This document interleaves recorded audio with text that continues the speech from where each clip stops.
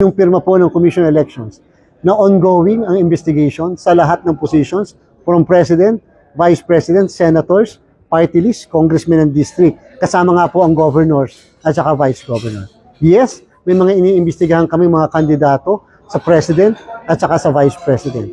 Hinihingi ng Political Finance and Affairs Department namin na kumpirmasyon sa DPWH ay 55 na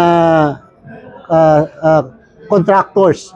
52 nung una at saka may 3 na dagdag. At yung 3 na dagdag ay doon sa posisyon na mas mataas sa senador.